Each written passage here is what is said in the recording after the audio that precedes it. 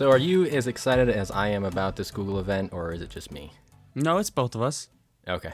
Th- I mean, thought I've that just been was seeing so much, and obviously we'll hit on some stuff later on. But yeah, I'm really pumped for this, and Oh yeah, me too. I'm looking forward to what they're gonna announce. But anyway, getting into some of this intro stuff here, I didn't realize this until I actually saw a couple articles about how if you're in the Photos app on iOS, there's a neat little trick where if you take a picture of the tag on almost any laundry article, it will actually notice or recognize the symbols. And so you know how when you're in the Photos app, it has that little information icon for Yeah, identifying like plants or pets or whatever? yeah. Well, it will also do that, and it will like put across, I think it's laundry cleaning information or whatever, and you tap that, and it will reveal to you, or quote unquote, translate the meanings of those symbols. It's really cool. I did not know that. I know, neither did I. I was like, oh my goodness, that's almost a little Google-esque, if you ask me. I wonder when they released that actually, I because don't know. I'm probably betting either 16 or 17 because I do know they started doing more identifiers. I think it was in 16 when they started doing like plant identification and stuff like that. So it was probably back okay, then, possibly, or it might have that been makes on sense. 17. I wasn't paying attention, obviously, so it's hard to say. I got you. The other thing that I wanted to notate is this is a project that came back on Kickstarter about 2021, I believe it was. Mm-hmm. But I'm kind of curious. It's called, you ever heard of UP Spec? No. Okay. I didn't either, so I wasn't sure because sometimes you have a little bit more knowledge in certain areas where I don't. That Go is true. figure. But anyway, Yeah. they had this project for something called X Screen, and Okay. evidently it allows you. It's basically this unit. It's a flat, well, semi-flat unit that plugs into the back of your Xbox Series S, and you plug it Okay. in, and it kind of mounts itself based on where the plugs are, and out of the top it has a folding screen. So essentially, you don't have quite a Nintendo Switch, but you have a quote unquote portable gaming system. So you don't have to carry around like extra Okay. cables or monitors or anything like that. So it's pretty cool. That is cool actually. Yeah, it comes at 60 hertz, 1080p, so it's not like anything insane, but at least you can play if you're like in a pinch or whatever. How much is it for the Kickstarter? Well, that was back in 2021. I don't think it's still running at this point in time. The Oh, price okay. on Amazon right now it was at 250. It's discounted down to 210. So it's pretty nifty, Eh, actually. I wouldn't say the price is worth it. I mean, maybe It's depending if really there were the any other only, important to specs, my but knowledge, it's the only one in its field that okay. that That's provides fair. that. So I mean, I don't Yeah. know necessarily. I think they're trying to work on some patents as well, which could feed into some of that too. I just thought it was pretty cool, and yeah, I mean, I don't think Yeah. I think that's almost close to the price of an actual Series S anyway. So I can kind of see where you're coming from, but there again, it does kind of allow you to game on the go. So Yeah, for kind sure. of, but yeah. Yeah, and just on another quick note here, this is more of a depressing note, kind of, but Disney has already started cracking down on the whole password sharing thing. Funny enough, I think the CEO came out and said last month that they weren't going to initialize this until next year. But apparently, coming November 1st, for those who live in Canada, your account will now be analyzed to make sure that your household cannot share accounts and stuff.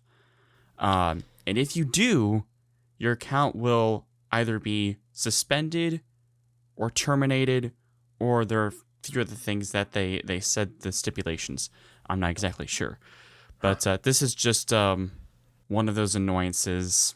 The funny thing is I thought most people would actually be against this sort of thing, but a lot of people are actually for elimination of password sharing. They just want it to be done in a way that's like, like someone said in regards to like how Apple One does it, where you have a family plan and you can do that, but Disney doesn't offer that. So That is actually a really good point. I like that. Yeah, if you could have like a family plan where it allows you up to like so many, um, maybe even like accounts, or I guess you could say like yeah, viewer accounts instead of actual separate, in Apple's yeah, case, iCloud accounts. But yeah, that's a hmm pretty cool way to think about it. It would be which I'm nice if okay they did with. something. Yeah, it would be something nice if they did that. But overall, that's still annoying. The whole entire suspension thing, that's actually a little rough. Yeah, it is, but I mean, they're giving you a warning about it. It's been sent to everyone on Disney that everyone on Disney. Yes, it's been sent to everyone who works for Disney. It's been sent to everyone who has the Disney Plus account. So, Right. you have a fair warning and stuff. I guess it just depends on how much you violated the thing, but I don't know. It's just all crazy, man. I So, gotcha. I gotcha. yep. Uh, Um, Violations. yeah, for real. But continuing right along with some quick items here, as some might have assumed, the OnePlus Open is essentially a rebranded Oppo FindN3 or vice versa. And this Hmm. is practically voiced from the co-founder Pete Lau. Again, not much of a surprise considering that we expected the FindN3 should be limited to China and other regions around that location. Yep. And the OnePlus Open is expected to be available here in the States. So time will tell, but that's pretty much what that phone is expected to be. It's just, I don't know if they're Yeah. actually going to change anything as far as the lenses or anything like that, but that's it. So not sure if you need Yeah, I'm anything not sure. quick to I add did on to that. see, I did see a few articles that popped up on my feed. Yeah. From what it looks like, the actual when it's closed, it looks really thick, a lot more thick than I would assume it would be. But Yeah, I guess it's hard. I don't know. Was it it's hard to tell. But what pictures did you see? Was it like compared to another phone, or was just basically no, the it scale of was it? it was just the Open on its own closed.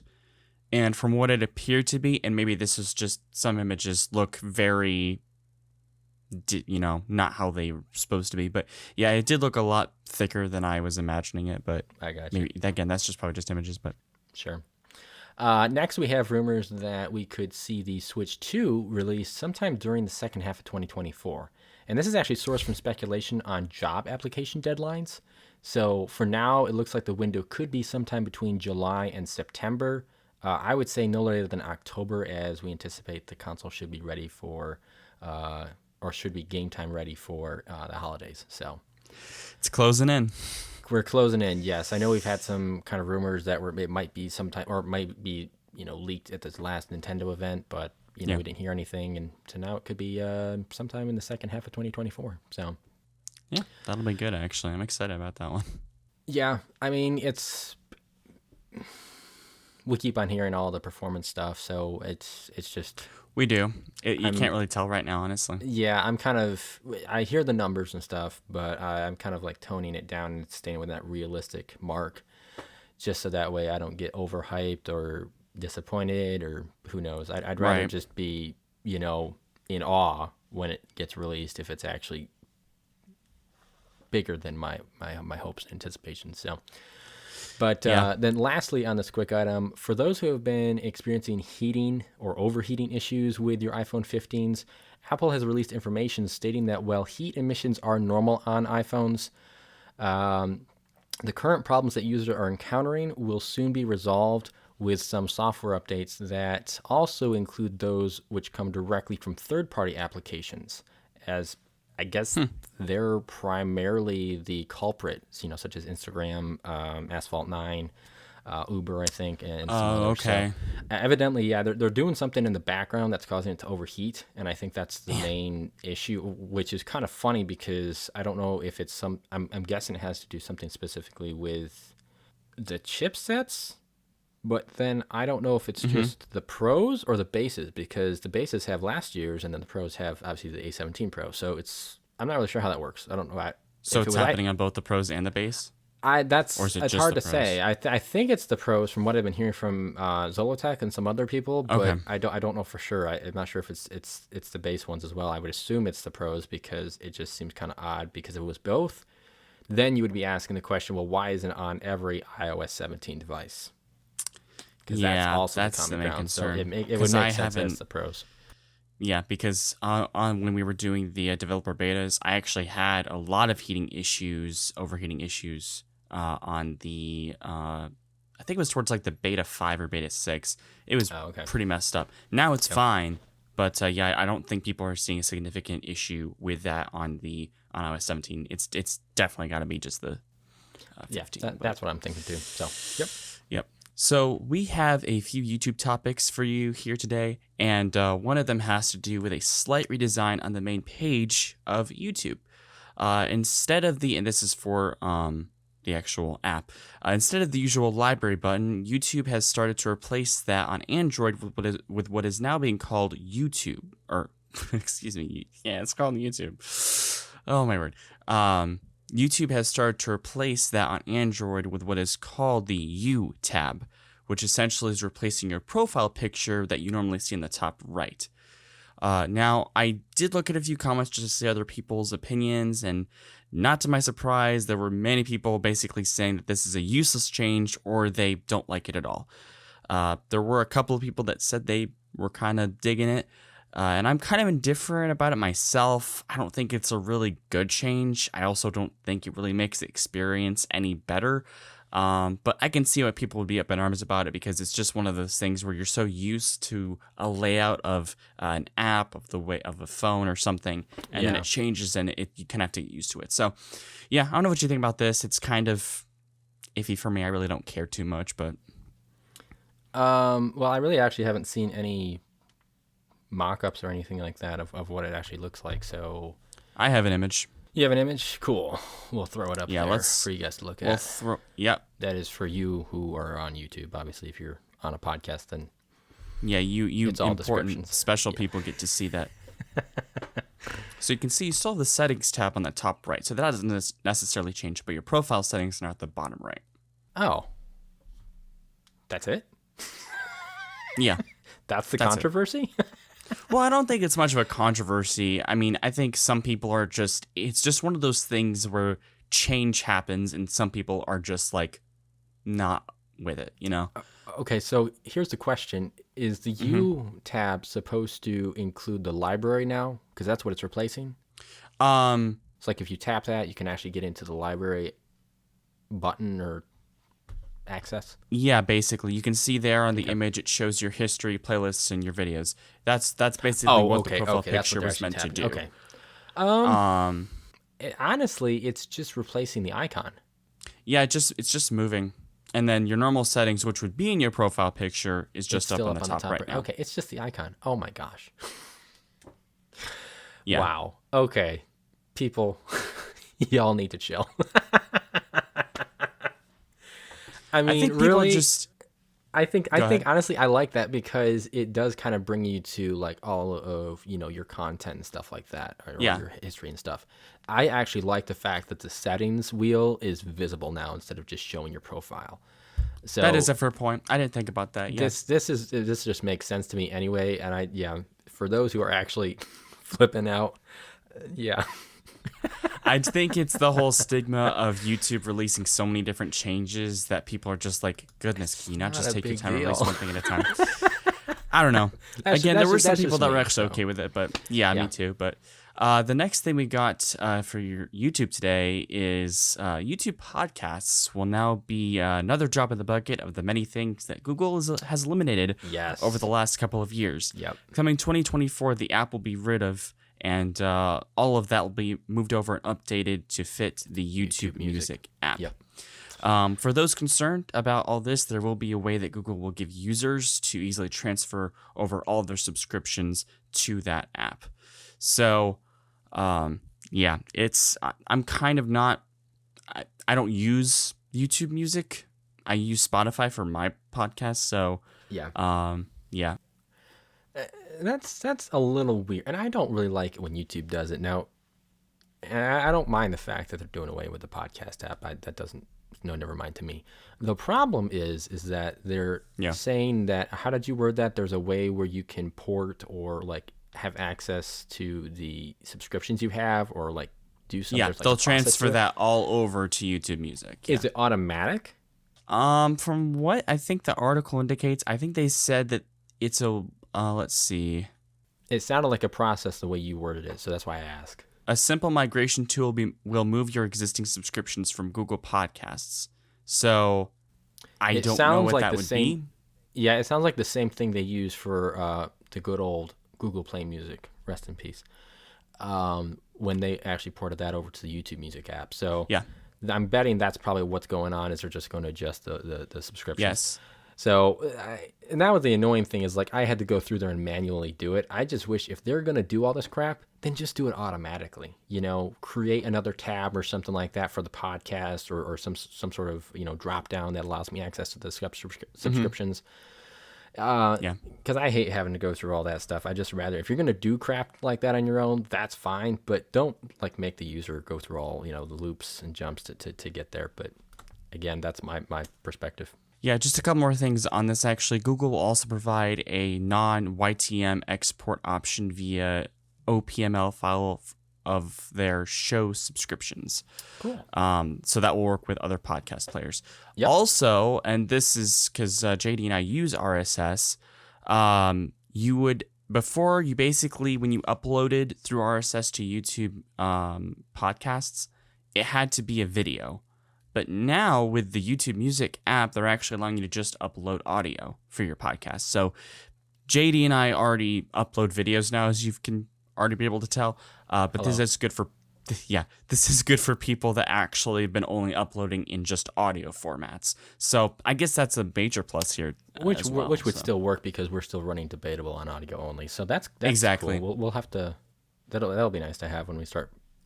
Really start running that through. What was the timeline again? You said that was early next year or January? Yeah, sometime early into some. It didn't say exactly when, but sometime in 2024. We don't really know yet. So it's an ongoing process. So we're not quite there yet.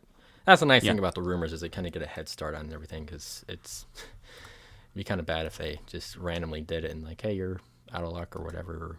I know, right? And that was the nice thing I will say in addition is that they did give you enough time to migrate your Google Play Music information over. So that is that's true. a plus. They are good about that. Yeah. Yep. And then our last topic for YouTube. It is that time of the month again where we deliver some important information about a streaming service and beat a dead horse so much that the horse actually comes back to life for just a moment, kicks you in the gonads, and dies again. YouTube is getting rid of its Premium Lite subscription plan. Now, this plan is actually only in select EU countries, so it's not in America. However, this is still stupidly annoying because even this subscription only has removal of ads. That's it. There's no, like, you can play music in the background or there's stuff like that. And people in the EU were only paying £6.99, which is converted to $7.32, which is nuts because that's still like, how much is it for the normal premium? What, 14 or 12? I can't remember. Yeah, well, they did away with certain plans, so I don't know for sure. I mean, it might be, they get rid of a lot of 12 or stuff, 13 if I remember for the single plan. Can't remember. Yeah, so basically it's like what, $6 more, or I should say $6 less, and you're only getting no ads. And now they get rid of this. It's just like, come on, guys. I not even have this, and it's still annoying. I'm sure for a lot of people in the EU that kind of thrived on just not getting ads with only paying £7. So it's insanity. It really is. Yeah. Yeah. I don't really have anything crazy to say about that. I mean, like you said, it is a dead horse. So, yeah, we could speculate about this all day long, and it's not going to change anything. So, no. But moving on, we will actually do a couple deals here. Out with the old, in with the new, which means that you can get a 2-year-old Pixel 6 Pro for $360 on the 128, or a $420 for the 256. Which are both originally marked for $600 or $700 respectively. So yeah, pretty decent deal. It is, like I said, 2 years old, so that's something to take into consideration. But yeah. Yeah, and the Beat Studio Buds Plus earbuds have dropped to a new record of $100. So that's $70 up from its previous price. And I think that's specifically for the black. It's at Woot, so you guys can go ahead and check that out right now. Cool. But yeah, so we also have quite a few Apple stuff today. So during the Apple event, we saw that the iPhone 15 Pro and Pro Max would have some mainstream games, one of which is Resident Evil 4, the remake. Well, some people have actually discovered what the price of this is going to be. JD, I'll let you guess again. Oh, because I enjoy that. No, because I can't even do gaming. I wouldn't even get in the ballpark. I mean, if we're talking about mobile app gaming. Yeah. Yep. You said Resident Evil. Yeah. I'm gonna peg it somewhere between mobile and full-fledged consoles, like $30. Nope. Okay. 60. Okay, I was thinking it's either gonna be somewhere between, or it's gonna be the max of what you really do expect for. Man, right. I guess with all of that does kind of make sense, but does in it? a stupid, ridiculous way. Yeah. Well, because I mean, they're going through all of the rendering, they're going through the development to actually make this seem like a which is fair. True. Yeah. So. And I believe I actually saw people try to hook up their iPhone with a monitor and stuff, and then have all the gaming pad and everything like that to make it feel like a true, console gameplay. So, yeah, I mean, I wouldn't say I'm in the full favor of that. Luckily, I don't play it. My wife does, so sucks to be her. Oh yeah, I love Resident Evil. I actually played 5 and 6 with her too. They're really good games. Yeah, she tried to get me to play, so I just couldn't get it. One day. And, as this article points out, this is that it's a port for the console, which is fair as well. And you can actually trial the game as in addition to that. So, yeah, I kind of understand the price point, but it's a mobile game. If the actual renderings are not exactly like how it is on the PC version or Xbox or whatever, I don't feel like it's worth it. Yeah, I can see where you're coming from. I feel like 40, 45 would be the max, because you are downgrading. I would say from that's okay. Yeah, but 60 is just insane, because even when it goes on discount, that's going to come down to like maybe 50 or 45. So, and that's at the max that you would want to pay. I don't. Yeah, exactly. I get that. It's one of those things where you have to. There's arguments for both sides. I think. Stupid argument. Yeah. And here's another quick update for France. We discussed a couple weeks ago how French authorities were concerned about radiation with the iPhone 12. Yes. Well, now Apple has released the updates to the public, and it seems these authorities are now satisfied with all of it, which I assume means that the radiation levels have been decreased by a more suitable number. So, there we go. That's regulated. We can now move on from that. Actually, I'm kind of curious here. I would love to do testing to see if signal reliability and speeds have changed. That's what I would like to know. That is a fair point, because we did discuss the theory. The reason why there's so much radiation is because when you turn on the phone and it's searching for a service, it emits that higher amount. So, yeah, that's actually a good idea. And that's the thing, is like you would think that the software would be rigged. Well, that's a bad word to use. Would be programmed to kind of work in a way where if there's no signal, then that's when it decreases, the strength of searching for it, versus when you're actually connected to a signal, it runs at its normal pace. So maybe that's what's going on, but that still begs the question. I'd like to see what actually changes as far as a user experience performance. For sure. In that way. So. Yeah. Last topic for Apple is, and this is actually some really cool news, I think. We mentioned a while back information regarding the SE4, that they were not going to release it, then they are going to release it. It was kind of crazy at that time. Well, now we have some news that this is going to be a sort of hybrid between the 14 and 15. It will have a modified version of the 14 chassis. There will also be USB-C and an action button on this thing. Yep, I saw that. Rumors also suggest that this SE will be getting a 48 megapixel camera, plus it will also have OLED. We did discuss last time of the possibility of it having Touch ID, which would have been amazing. RIP that. But with the codename Pearl floating around with these rumors, it seems that it's just going to have Face ID and nothing more. Yep. Regardless, this is one of the very rare moves from Apple that I'm actually very interested in. I'm very intrigued by, because you're getting essentially the newest models with pretty much a solid amount of specs that you would expect to get from a SE. And this leads me to believe, actually, that it will probably released in 2025, at the latest 2026, because normally what they do is they release the SE that looks similar to 2 generations prior. And we're excluding the SE3. We don't talk about that thing because it's just an SE2 with a better chip. But yeah. I don't know about you, but I'm pretty excited about it. I mean, I think it's pretty cool. Yeah, I saw that article, and quite frankly, I there's a lot of that stuff that I'm happy about. Which I kind of had to assume the USB-C was coming anyway, because that's the deal. 48 megapixels, that's a little bit surprising for a lower end. It really is, phone. Yeah. We also discussed this. It's actually been a little while as far as what would be the expected price point for this, just because there's a lot of specs going into this that begs, okay, are they going to raise this by quite a bit? Or, yeah.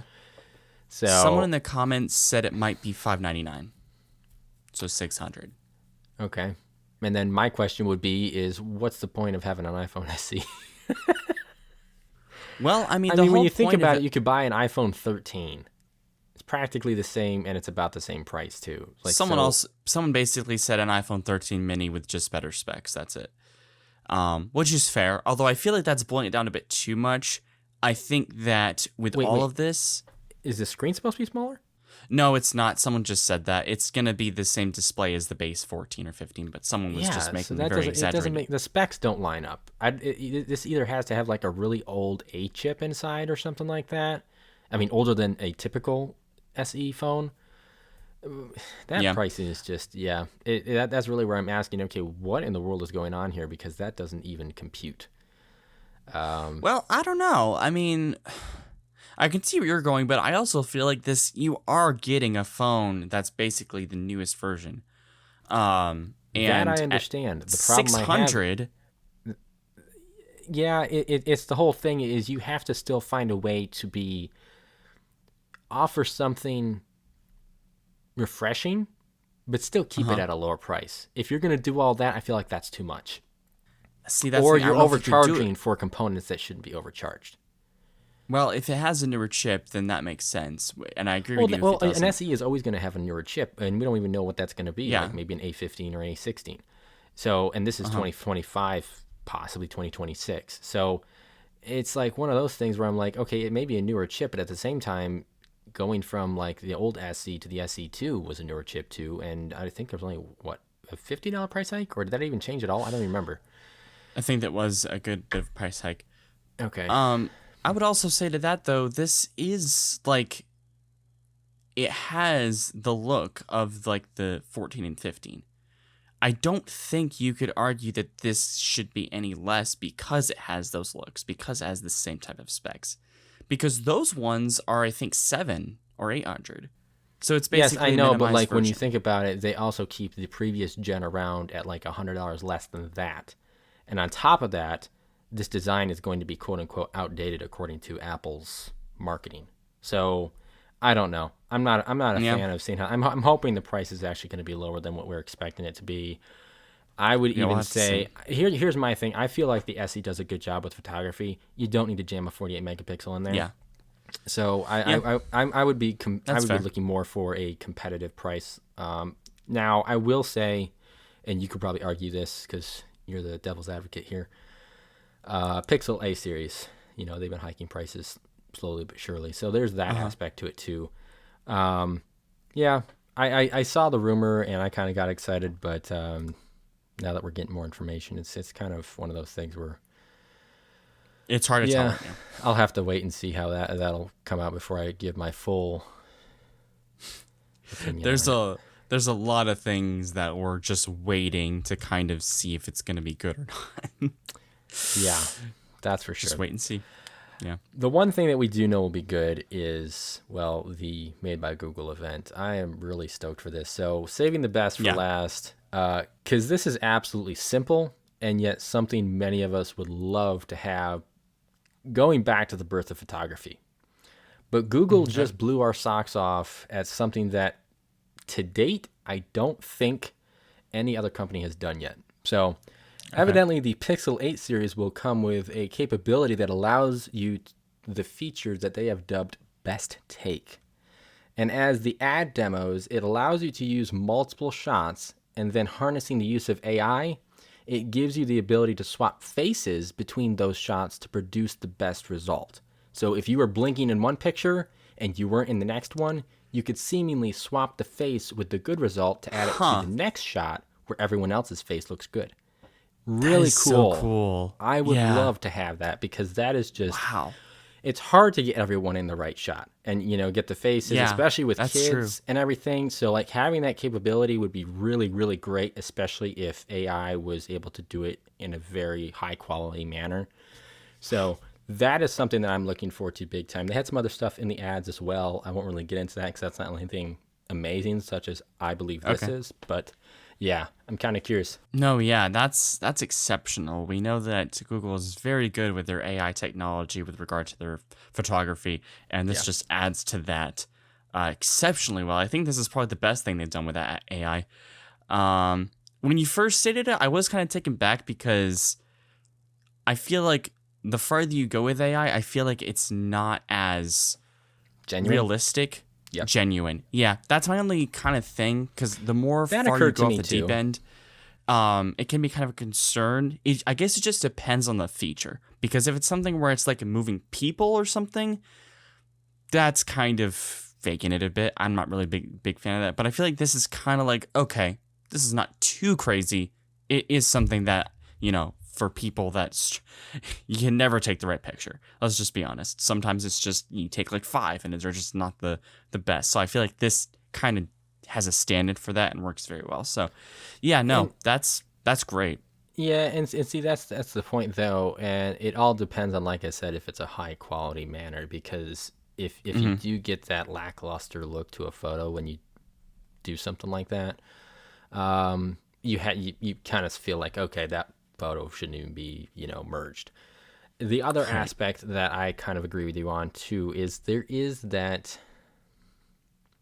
simplistic Kodak photo moment where somebody is blinking or making a dumb face, and those are photos you actually want to keep, even for the sake of the funny ones. Yeah, exactly. Just for memory's sake. Yeah, and I mean, like, it's not, I don't think you could actually, you probably can keep that one. It's probably going to manipulate or merge it into a new result. So, it'll be really cool to see how this comes about. Probably tomorrow, I think, based on when we expect to release this. So, I'm excited for that event. Just the hardware, the software. I think we've already talked about what you might be excited for, but I think overall it's something that I think is worth the hype. I don't think it's overhyped or should be, but there is some stuff to get excited about for sure. Yeah, absolutely. I'm 100% on board with this. I'm really excited about what is to be expected here. So, yep. But with that said, we are pretty sure you guys are going to get on to the actual Google event if you're watching it on Wednesday. And that will do it for this week's episode. We will catch you guys in the next one. This is JD and Riley signing off.